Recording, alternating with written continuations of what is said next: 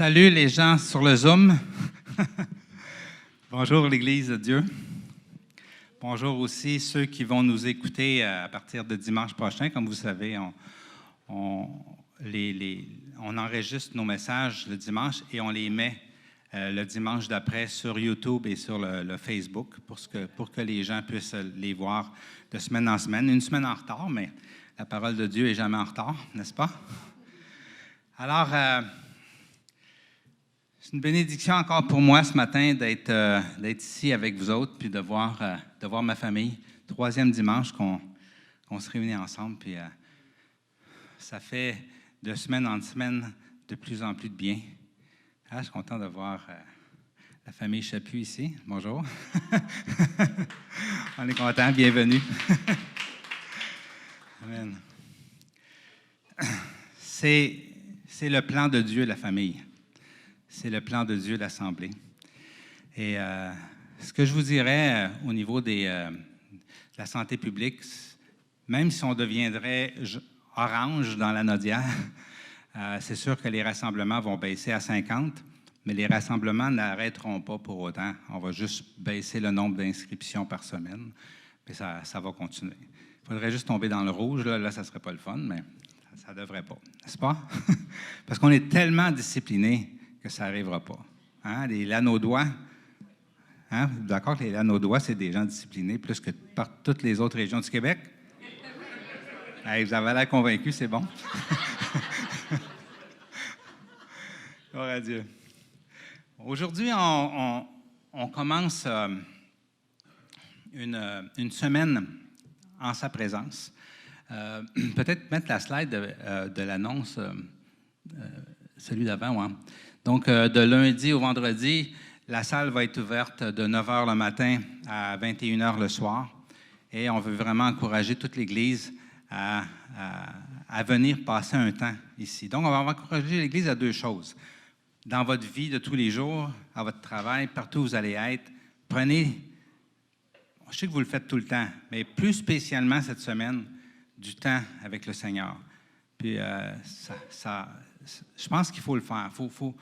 Il faut se mettre des temps de même où on dit cette semaine-là, encore plus que d'habitude, parce que sinon, le tourbillon de la vie nous empêche de prendre ce temps-là. Et mon message, ça va porter un peu sur ce début de semaine-là.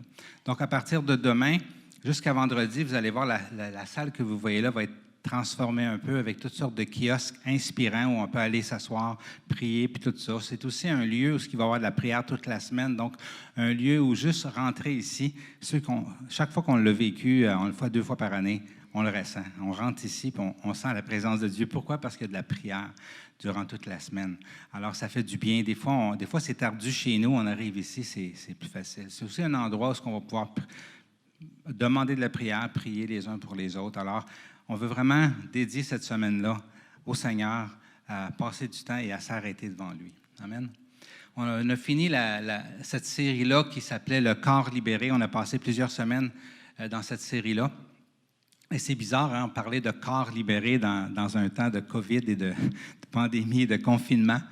Mais la vraie libération, en fait, c'est la présence de Dieu. Hein? Qu'on soit dans un pays totalitaire, qu'on soit en prison, peu importe. Quand on rencontre Dieu, il y a des femmes de la prison de Joliette qui le témoignent souvent aux gens qui vont faire du ministère là-bas.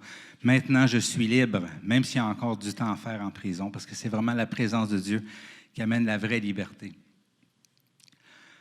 Donc, cette semaine, ouvrez votre Bible, mettez de la louange, prenez vos breaks avec Dieu, vos temps de dîner. Si on est désespéré, on lâche un cri devant Dieu. Si on est heureux, ben, on éclate de rire avec lui. Mais on focus sur lui. C'est bon? Tout le monde embarque? Oui. Yes, Dieu aime ça quand tout son corps embarque. On pourrait se demander, par exemple, pourquoi? Pourquoi qu'on fait ça? Pourquoi qu'on s'arrêterait devant Dieu? Hein? Bien, on s'arrête devant Dieu. La raison qu'on fait des efforts, on met des choses de côté, des obligations, toutes sortes de choses qui sont, entre guillemets, importantes dans notre vie. ou qu'on nous dit que c'est important, on met ça de côté pour s'arrêter devant Dieu parce qu'on sait à qui on parle, parce qu'on sait qui on écoute, parce qu'on sait qui on lit lorsqu'on lit la parole. On sait qui nous répond. On connaît le cœur de celui qui fait qu'on tasse des choses moins importantes que lui. On connaît aussi son cœur, son amour, sa compassion pour nous. On connaît sa puissance ou son désir d'agir. On a la foi qu'en s'approchant de lui, il va nous récompenser. Oui ou non? Oui, puis je suis d'accord avec vous autres, 100%. Oui, c'est vrai. En théorie. C'est vrai. Intellectuellement, c'est écrit dans la Bible, on le sait, on nous l'a enseigné, on nous l'a dit, on a leur dit. Mais ma question ce matin, c'est est-ce qu'on le ressent vraiment? Moi, je vous dirais qu'on ne s'arrête pas assez devant Dieu. Moi, je suis le premier sur la liste. Là, OK? Et la raison qu'on ne s'arrête pas assez devant lui, c'est parce qu'il y a un obstacle principal. Et cet obstacle-là, c'est on ne réalise pas assez qui il est. Si vraiment, là, on ressentait, pas juste dans notre tête, mais dans notre cœur, tout ce qui est Dieu, pour le vrai, là, on serait souvent arrêté devant lui. Puis on tasserait bien des affaires pour s'arrêter devant lui. Mais souvent, facilement, on le sait en théorie, mais on ne le sait pas assez ici en dedans. Et ça va être un peu là-dessus que je vais parler aujourd'hui. OK? Et l'inspiration de mon message, c'est le psaume 103. OK? Alors, vous pourrez le lire, vous pouvez ouvrir votre Bible là, on va passer tout le reste du temps dans le psaume 103. Lorsque je l'ai lu il n'y a pas longtemps, en faisant mes lectures quotidiennes, j'étais ébloui en lisant ce psaume-là, devant « Hey, Dieu, c'est ça. Dieu, il est tout ça. C'est vraiment en lui, j'avais oublié qu'il était tout ça. » Puis ça m'a vraiment touché.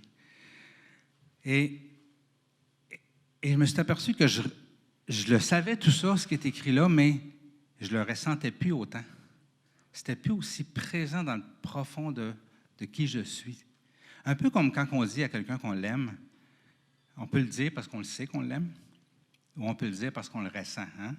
Puis ceux qui sont mariés, c'est un peu pareil. Hein? On peut dire à notre conjoint, notre conjointe, « Je t'aime », mais ce n'est pas tout le temps que c'est avec la passion qu'on le dit. Hein? Souvent, c'est parce que c'est jamais des mensonges, là, c'est toujours vrai, mais on le sait. Parce qu'à un moment donné, j'ai déjà vécu une expérience que j'étais convaincu que je t'aimais, donc je t'aime. mais ce n'est pas toujours présent, puissant en dedans de nous autres. C'est un peu pareil avec Dieu. Hein? On est humain entre nous, puis on est humain avec Dieu aussi. Okay? Et ça, c'est un obstacle.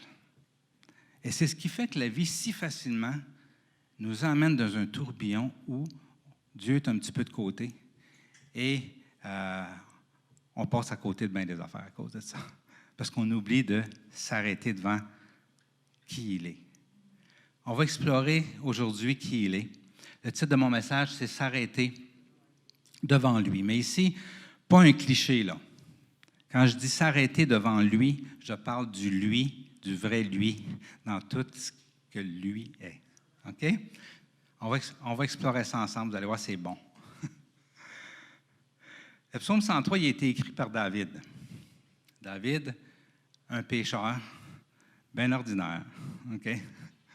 Comme vous et moi, OK? Puis c'est important qu'il soit de même parce que sinon, s'il était bien au-dessus de nous autres, on ne pourrait pas vraiment regarder à lui comme modèle. Mais à cause que c'est une personne ordinaire, on peut le regarder comme modèle. Donc, David avait nos luttes, il faisait les mêmes erreurs que nous autres. Il tombait dans le péché, il se relevait. Mais il savait que lorsqu'il s'approchait, peu importe s'il vivait dans la honte, s'il avait peur, s'il était découragé, s'il vivait le rejet, la solitude, ou encore dans ses moments de gloire et de victoire, il savait que quand il s'approchait de Dieu, il savait de qui il s'approchait. Puis il savait que ça valait la peine. Hein? Il savait qui Dieu était. Et à cause de ça, alors que la vie est un roi, là, le roi d'Israël de millions de personnes, là, même si la vie était pour tout lui voler son temps, il savait que c'était plus rentable dans sa vie de s'arrêter, parce qu'il savait devant qui il s'arrêtait. C'est ce qui fait la différence entre pratiquer une religion et vraiment savoir devant qui on s'arrête. Et on valse tout le temps, souvent entre les deux, à cause qu'on est humain. Okay? Dieu le sait. Comme on va voir tantôt, il sait de quoi on est fait. Il y a un verset dans le psaume qui est une prophétie. Hein? Souvent, quand on est en train de louer, je ne sais pas si vous avez remarqué, des fois, Dieu vous parle. Ça vous arrive-tu en louant que Dieu vous parle? À David, il arrivait la même chose. Hein? Alors, souvent, dans les psaumes, vous allez voir que David est en train de louer Dieu et soudainement, c'est plus lui qui parle, c'est Dieu qui parle. On appelle ça de la prophétie. Donc, Dieu se sert de celui qui est proche de lui et se met à utiliser sa bouche pour parler. Okay? Et dans le psaume 46, verset 11, Dieu dit, « Arrêtez et sachez que je suis Dieu.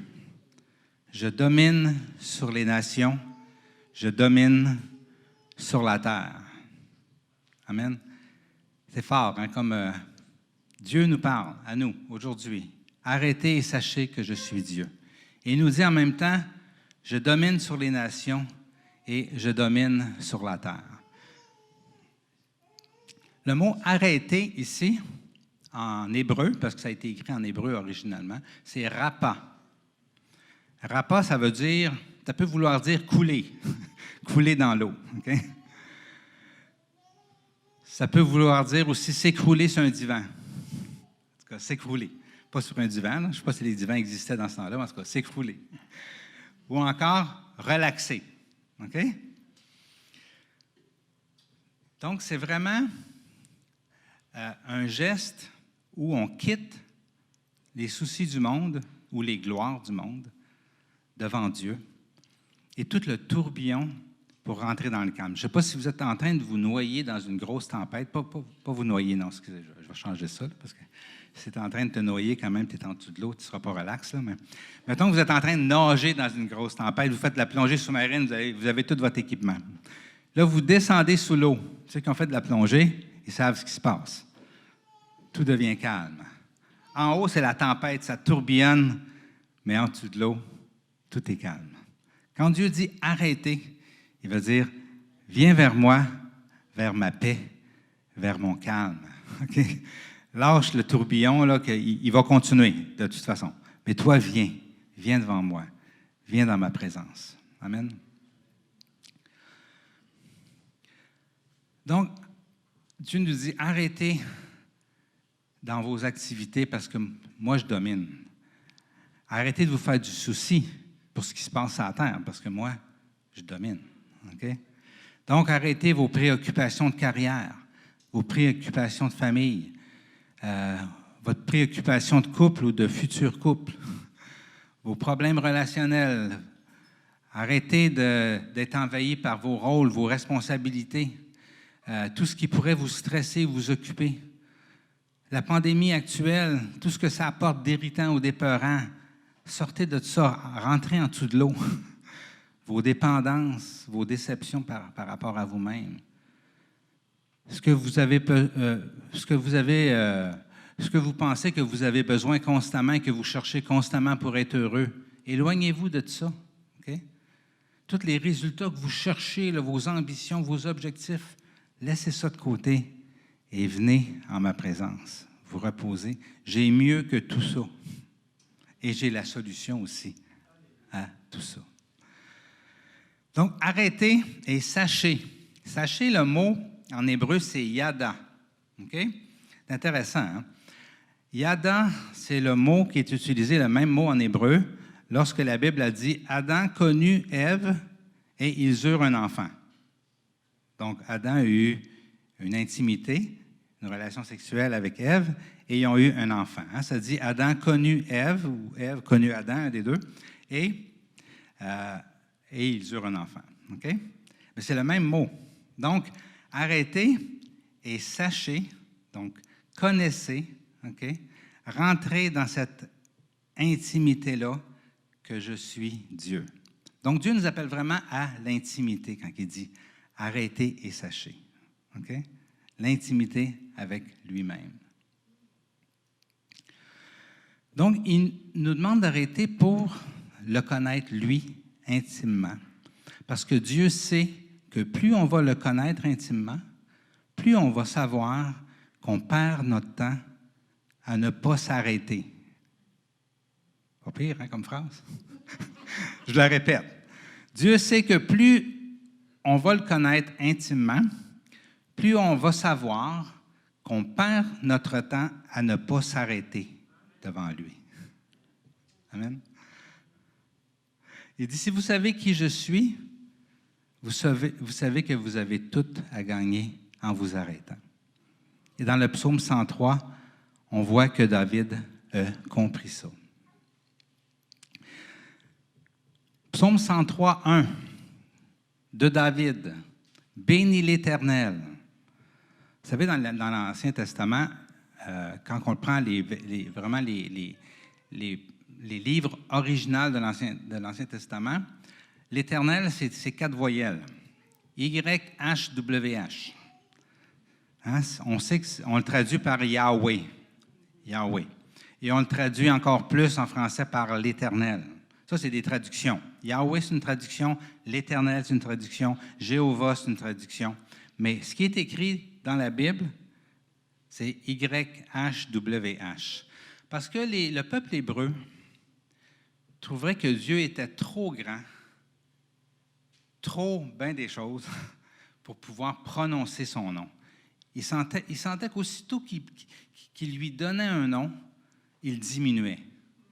Et en français, on l'a vraiment fait. On l'appelait l'Éternel. Vous savez, Dieu, il est beaucoup, mais il est bien plus qu'une question de temps. Hein, l'Éternel, ça veut dire Dieu est éternel. C'est bon, il n'y a pas de début, il n'y a pas de fin, il ne mourra jamais, il n'est jamais venu à l'existence, il a toujours existé. Mais Dieu, il est bien plus que ça. Quand on dit l'Éternel, là, on limite Dieu au bout. Okay? Le peuple hébreu était conscient, il avait entendu les tonnerres au-dessus des montagnes. Dieu leur parlait d'une voix qui venait du ciel. Ils savaient qu'il était bien plus que ce que leur tête pouvait comprendre. Alors, quand ils ont écrit les textes de Moïse, ils écrivaient juste des voyelles. Bénis l'Éternel, mon âme, que tout ce qui est en moi bénisse son saint nom. Donc, bénir. Bénir, savez-vous ça, que c'est de faire du bien à Dieu. Et moi, je vous dirais qu'il n'y a rien qui peut plus faire plaisir à Dieu que le fait qu'on s'arrête devant lui, alors qu'il nous le demande. Okay? Si on veut bénir Dieu, la plus grande façon, on pourrait dire, c'est de lui obéir.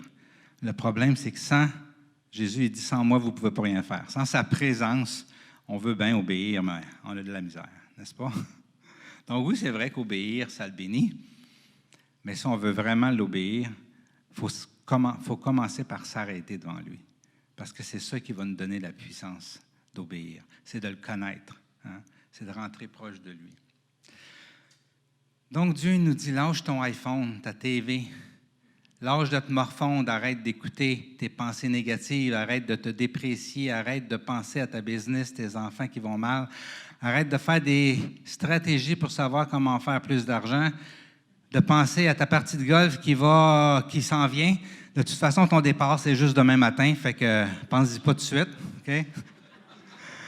Arrête de penser à tout ce que tu as fait pas correct dans le passé, de penser que tu as payé trop cher sur Amazon, que tu peux trouver un meilleur deal, que tu n'aurais pas dû ci, que tu n'aurais pas dû ça, que tu devrais ci, que tu devrais ça. Arrête. Arrête, mon âme. Arrête. C'est ça que David, il dit à son âme. Il parle à son âme, il dit, arrête, mon âme. Parlez-vous à votre âme des fois? On a vraiment intérêt à parler à notre âme parce que notre âme est très rebelle. Hein? Saviez-vous ça?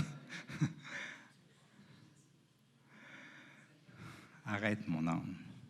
Amen. Comme je vous disais tantôt, notre problème, c'est qu'on ne sait pas assez qui est Dieu. Dieu, là, c'est pas l'Éternel. Dieu, là, c'est YHWH. C'est ça qu'il est. Celui qui est. C'est la traduction un peu ça de ce qu'il dit à Moïse. Dis-leur au peuple d'Israël que je suis celui qui est. J'existe, point. Là. Je ne peux pas t'en dire plus parce que ça ne pourra jamais décrire tout ce que je suis. Hein? Donc, quand David interpellait son âme, il savait qu'il ne perdait pas son temps. Au contraire, il gagnait du temps. Amen. Mon âme, arrête-toi devant YHWH. Et continue en disant que tout ce qui est en moi, OK? Donc, tout ce qui fait partie de moi, mes relations, ma carrière, mes loisirs, ce que mes yeux regardent, ce que je laisse pénétrer dans mes pensées, ma santé, mes biens, mes finances, mon temps, mes occupations, ma retraite, mes études, mes choix, ma pureté, tout ça, bénisse ton saint nom. Et c'est quoi son saint nom? YHWH. C'est ça. C'est son saint nom. Trop grand pour qu'on puisse décrire tout ce qu'il est. Amen.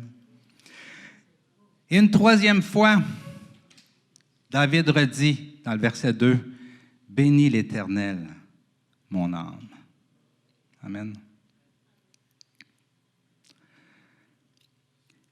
Et ici, il rajoute quelque chose, parce que David avait compris quelque chose.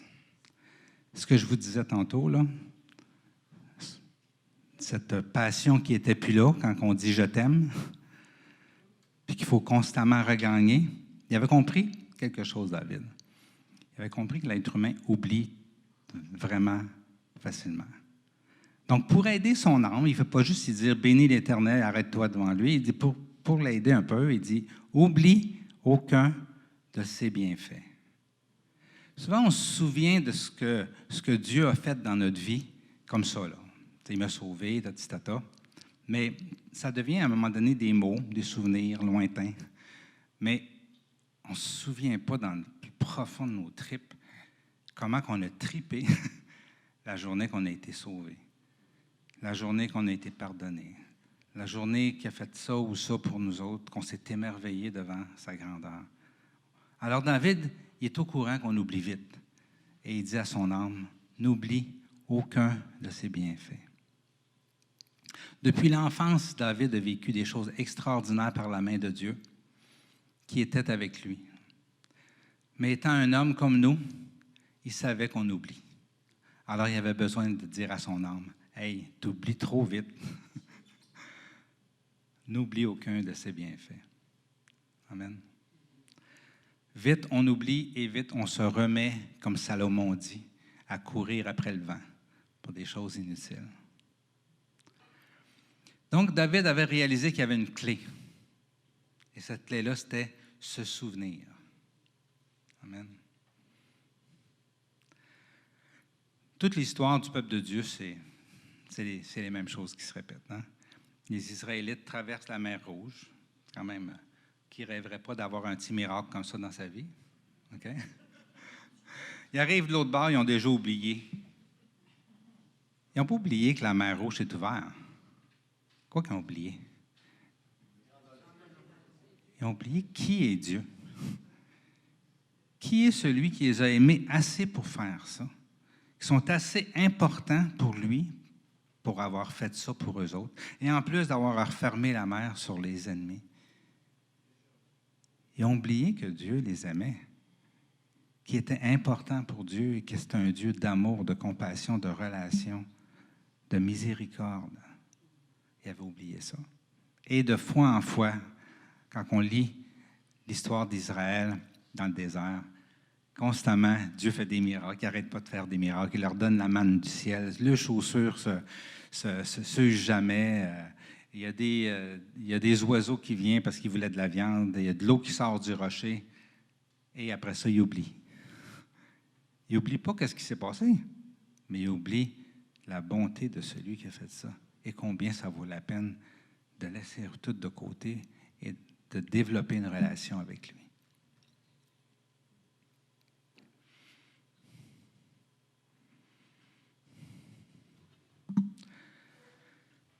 Vous savez, il y a bien des Québécois qui aiment M. Legault parce qu'il fait une bonne job quand même. Hein? Il essaye de faire du mieux qu'il peut. Puis il a l'air sincère. Tout le monde l'aime. Hein? Pas mal tout le monde.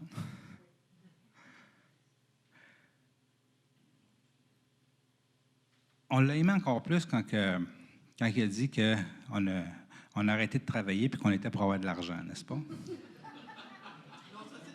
On dit, il est fin. Hein? En tout cas, le gouvernement est fin, puis en tout cas, c'est lui le porte-parole, fait qu'il est fin. Mais imaginez-vous, mettons, OK, Nathalie, OK? Bon, t'entends ça aux nouvelles, puis c'est beau, t'es contente. Là, M. Legault, il t'appelle personnellement, puis il te dit, Nathalie, t'es importante pour moi, là, puis j'ai décidé de prendre une partie de mon salaire, puis te le donner pour t'aider. Parce que tu es importante pour moi. Tu vas-tu l'aimer un peu plus, M. Legault? C'est sûr. Parce qu'il est rentré en relation avec lui, parce qu'il a fait un geste personnel pour elle. C'est plus des décisions gouvernementales, c'est personnel. OK? Dieu, c'est ça qu'il fait avec nous autres. Et c'est ça qu'on oublie trop souvent. C'est comme Dieu est bon en haut sur son trône, lointain, parce qu'il me fait du bien, parce qu'il m'a sauvé, parce que tout ça. Mais on oublie trop que Dieu, là, il nous a appelés, puis il nous a dit, regarde, tu es important pour moi, puis mon sang que j'ai versé sur la croix, là, ben, je pensais à toi. C'est pour toi que je l'ai fait. Là. Puis là, je veux pourvoir à tes besoins. Dis-moi tes besoins. Dis-moi ce que tu as besoin, puis je vais te le donner. Tu es tellement important, tu es ma fille, tu es mon fils. C'est ça que Dieu fait. Mais comment, rapidement, on oublie tout ce qu'il est, personnellement, là personnellement, pas pour l'humanité, pour nous autres. Et plus on réalise ça, qui il est, plus on a le goût de s'arrêter devant lui. Plus on réalise l'intérêt qu'il y a pour nous autres, plus on a le goût de s'arrêter. Donc, David continue. Et là, il commence à nous rappeler, à rappeler à son âme plutôt, ce qu'il a fait. C'est lui qui pardonne toutes tes fautes. Est-ce qu'il y a des gens ici qui ont déjà senti comment que ça fait du bien avec toutes les niaiseries qu'on a faites dans notre vie? Hein? Comment que ça fait du bien quand on s'est senti pardonné par Dieu? Ça fait du bien. Hein? David disait à son âme, souviens-toi-en comment ça fait du bien. Je sais que tu le sais en théorie, mais tu as oublié comment que ça te faisait du bien dans ton cœur. C'est lui qui guérit toutes tes maladies. Là, vous allez dire, ouais, mais là, j'ai certaines maladies qui ne sont pas encore guéries. OK, on va parler juste de ceux qui sont guéris. Pour ceux qui n'ont pas écouté mes messages là, sur guérison niveau 1, 2, 3, là, je vous invite à les écouter si vous n'êtes pas convaincu de ce que je vais vous dire là, ce matin. Mais il n'y a aucun être humain, aucune science okay, qui guérit l'être humain. Ni psychologiquement, ni le physique, ni rien. C'est juste Dieu qui guérit. Écoutez les messages si vous n'êtes pas convaincus de ça. Nous, on ne fait que soigner. Notre science ne fait qu'appliquer des sciences, OK? Comme un remède ou quelque chose. Mais il n'y a rien de ça qui guérit. C'est Dieu qui a tout mis en place pour qu'on puisse guérir. Alors, David veut rappeler à son âme que c'est Dieu qui te guérit. Mon cher âme. Souviens-toi-en. C'est lui qui délivre ta vie de la tombe. Je ne sais pas, je rencontre des chrétiens des fois qui ne sont pas encore pleinement conscients de l'éternité qui est en eux. OK? Et ils ont encore peur de la mort. C'est correct, là, c'est un cheminement. Mais à un moment donné, dans notre relation avec Dieu, si on prend le temps de s'arrêter, à un moment donné, on est délivré de la peur de la mort. Je vous dirais même qu'on a hâte. Que notre mission soit finie sur la terre, puis qu'on puisse aller jouer au golf au ciel. Hein? À ceux qui aiment le golf. Moi, j'aime pas bien le golf. Il faudrait que je trouve d'autres choses, mais on a hâte d'aller relaxer au ciel. Amen. C'est lui qui, souviens-toi, mon âme, que c'est lui qui te délivre de la tombe. Et chacun d'entre nous qui avons vécu ce virage-là à un moment donné, de sentir l'éternité en dedans de nous et d'être libéré, ça fait du bien. Mais David dit, il faut, mon âme, que tu t'en souviennes de tout ça.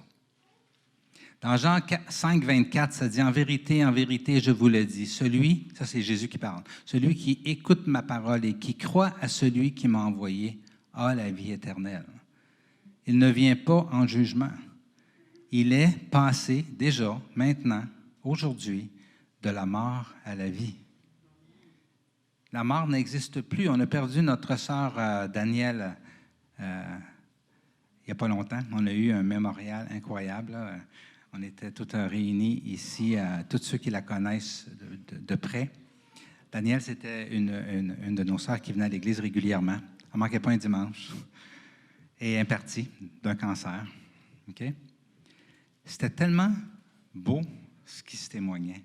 C'était tellement bon et c'était tellement vivant parce qu'elle n'est pas morte. Elle est vivante.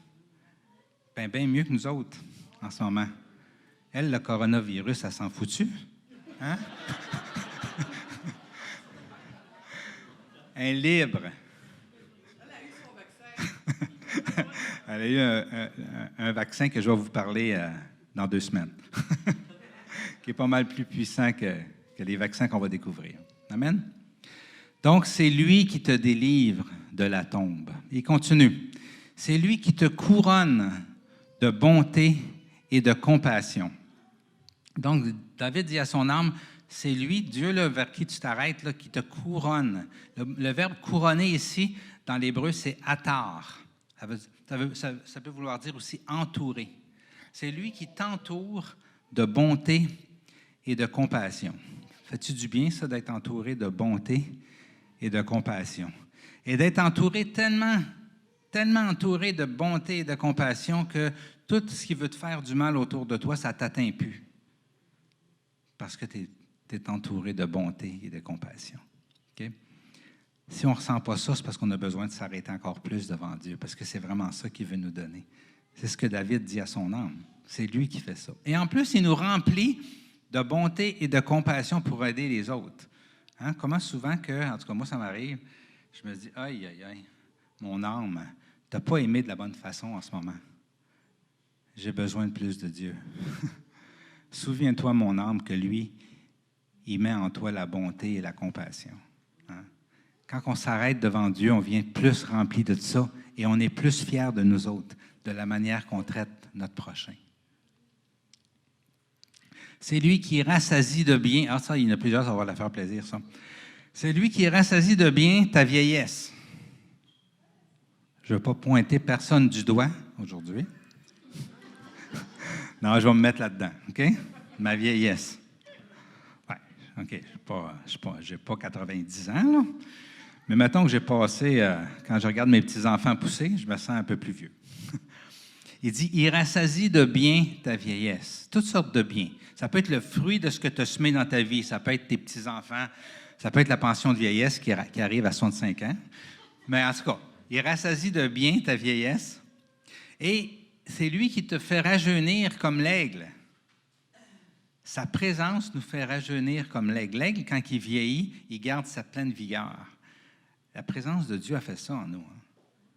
Elle nous garde dans une pleine vigueur, peu importe ce que notre corps nous dit. C'est lui qui fait ça, mon âme. Ça ne se fait pas tout seul. C'est Dieu qui fait ça en toi. Ce qui suit, ben, ça s'adresse peut-être à tous ceux qui sont déçus de ce monde, des injustices partout. Il y en a partout. Hein? Ceux qui n'ont plus la paix à cause de toutes les injustices de ce monde. Hein? Ceux qui trouvent que l'histoire du COVID c'est mal géré ou qui croient à toutes ces théories-là de peur ou de toutes les théories théologiques puis tout ça. Là, hein? Dieu, il dit, « Hey, mon âme, l'Éternel fait justice, il fait droit à tous les opprimés. Pourquoi tu t'en fais? C'est à moi qu'appartient la justice, dit Dieu. Là. Laisse-moi là. Arrête de vouloir faire justice. Viens vers moi, puis retrouve la paix. Amen. Psaume 118, 8 à 9, ça dit « Mieux vaut chercher un refuge en l'Éternel que de mettre votre confiance dans l'homme. Mieux vaut chercher un refuge en l'Éternel que de mettre votre confiance dans les grands. » Quand on se met à être déçu de l'homme, on ne suit pas ce verset-là. Si on est déçu de l'homme, c'est parce que notre confiance est dans l'homme. Elle n'est pas à bonne place. Si notre confiance est en Dieu, on ne sera pas déçu de l'homme, parce qu'on sait qu'il est pécheur. On n'a qu'à se regarder. Hein? Donc, l'Éternel fait justice, il fait droit à tous les opprimés, mon âme. Il fait connaître ses voies à Moïse, ses hauts faits aux enfants d'Israël. Qu'est-ce que David est en train de dire à son âme? Il est en train de dire, Dieu parle. Dieu parle. Dieu veut nous parler constamment. Hein? Le thème de la semaine, dans sa présence, c'est Dieu parle. Dieu veut nous parler constamment, mais on n'est pas souvent à l'écoute. On n'est pas souvent à s'arrêter pour l'écouter. Et ce n'est pas parce que Dieu ne veut pas, c'est parce qu'on n'est pas à l'écoute. On veut bénir Dieu, arrêtons-nous et écoutons-le. Quand on est occupé, s'arrêter, on ne peut pas l'entendre. Il y a un dicton québécois qui dit « Ah, il doit être bien trop occupé. » J'entends souvent ça. « Ah, Dieu est bien trop occupé pour s'occuper de mes affaires. » Il y a bien d'autres choses à faire. Mais c'est faux. Dieu est disponible et il veut parler de ses plans. Il veut parler de lui, il veut nous parler de nous. L'occupé, c'est jamais lui, c'est nous autres. Amen. L'Éternel fait grâce. Qui est Dieu? Qui est-il? L'Éternel fait grâce. Il est rempli de compassion. Il est lent à la colère. Il est riche en bonté. Il ne conteste pas sans fin. Il ne garde pas éternellement sa colère. Et regardez ce qui suit. Il ne nous traite pas conformément à nos péchés. Une chance, hein? Il ne nous punit pas comme le mériteraient nos fautes. Autant le ciel est élevé au-dessus de la terre, autant sa bonté est grande pour ceux qui le craignent. Autant l'Orient est éloigné de l'Occident, autant il éloigne de nous nos transgressions. Et ça, c'est fort. Je vais mettre l'accent sur le mot « bonté » ici. Autant le ciel est élevé au-dessus de la terre, autant sa bonté est grande pour ceux qui le craignent. Vous savez, on ne peut pas s'approcher de Dieu sans avoir ce concept-là de la bonté de Dieu. On ne peut pas analyser ce que Dieu fait ou voir qui Dieu est si on ne passe pas par ce filtre essentiel de la bonté de Dieu. Tout ce que Dieu a fait dans l'histoire, ce qu'il fait aujourd'hui, c'est toujours inspiré par sa bonté. Ça a toujours comme source sa bonté. Et on ne réalise vraiment pas assez à quel point Dieu est bon, au-delà de tout ce qu'on peut concevoir de ce que c'est la bonté. En plus, nos transgressions, là, Dieu, il sait que ça nous nuit. Donc, il veut les prendre et les jeter le plus loin possible de nous autres. Ça, c'est son œuvre en nous. Parce qu'il nous aime, parce qu'il veut qu'on soit libre. Et ça dit, comme un père a compassion de ses enfants, l'Éternel a compassion de ceux qui le craignent. Car il sait de quoi nous sommes faits. Il se souvient que nous sommes poussière. Comme un père. Hein? Dans ce temps-là, Dieu n'était pas encore un père dans le temps de David, parce que Jésus n'était pas mort sur la croix et n'avait pas encore permis qu'on puisse naître de l'Esprit. Aujourd'hui, ce n'est pas comme un père. Aujourd'hui, c'est un père. C'est notre Père qui a compassion de nous autres. Claudine nous a appelé à un moment donné, ma fille, elle a des enfants, un tuteur légal pour des enfants qui sont avec elle pour tout le temps, donc c'est comme s'ils seraient, en fait, ce sont devenus ses vrais enfants. Et Nathan, le plus vieux de ces enfants-là qu'elle a adopté, a dit, vous ne savez pas ce que Nathan il a dit? On priait ensemble, puis il dit, Je suis tellement chanceux d'avoir des parents qui m'aiment. Ma fille avait larmes à l'œil. Nous autres aussi. Nathan vivait une réalisation. Je suis donc bien chanceux d'avoir des parents qui m'aiment. Amen. On ne réalise pas à quel point on a un papa qui nous aime. Si on le réalisait plus, on s'arrêterait devant lui encore plus. Amen. La raison que Nathan est capable de dire ça, c'est parce qu'il y a des parents qui s'arrêtent pour lui constamment, qui font des choses avec lui, qui ont décidé de mettre leur carrière et leur passion de la vie de côté parce que lui était plus important que le reste. Dieu nous aime encore plus qu'on est capable d'aimer. C'est devant lui qu'on s'arrête.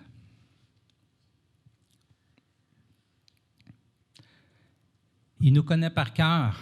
C'est lui qui nous a fait. Il sait qu'on vient de la poussière. C'est lui qui a pris son matériel, sa terre qu'il a créée, et il nous a fait. Ensuite, David fait un petit parallèle. Il dit, l'homme, ses jours sont comme l'herbe. Il fleurit comme la fleur des champs. Lorsque le vent souffle sur elle, elle disparaît, et la place qu'elle occupait ne la reconnaît plus. Hein? Ça passe comme ça. Mais, ici, il utilise ça pour faire un petit pont vers la bonté de Dieu. Mais la bonté de l'Éternel dure d'éternité en éternité pour ceux qui le craignent. Et sa justice demeure pour les enfants de leurs enfants. Hein, la bénédiction que vous avez reçue tantôt, qui est écrite dans la parole et qui est pour chacun de vous. Okay? Sa justice demeure pour les enfants de leurs enfants, pour ceux qui gardent son alliance et se souviennent de ses commandements pour les mettre en pratique. Encore ici, la bonté de Dieu. Elle dure éternellement et rien ne va l'arrêter.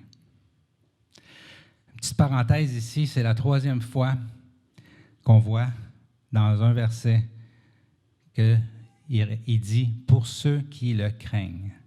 Craindre Dieu, c'est le respecter. C'est d'avoir un grand respect pour lui, au-delà de toute notre effervescence de vie. C'est de respecter le fait qu'il nous dit « Mon fils, ma fille, arrête-toi. J'ai le goût de vivre quelque chose avec toi. » Amen. L'Éternel a établi son trône dans le ciel et son règne domine tout. On n'a rien à craindre.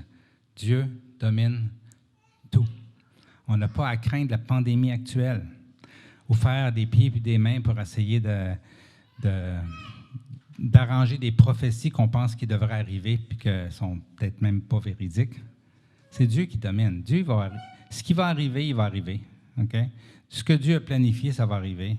On n'a pas besoin de rien faire pour ça. Amen. Ceux qui savent faire avec ça, ils perdent leur paix.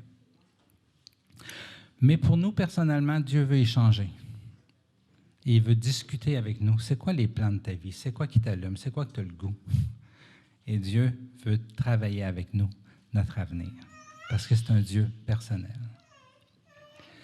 Donc, David, il conclut son psaume en parlant à toute la création qui craignent Dieu, qui le respecte.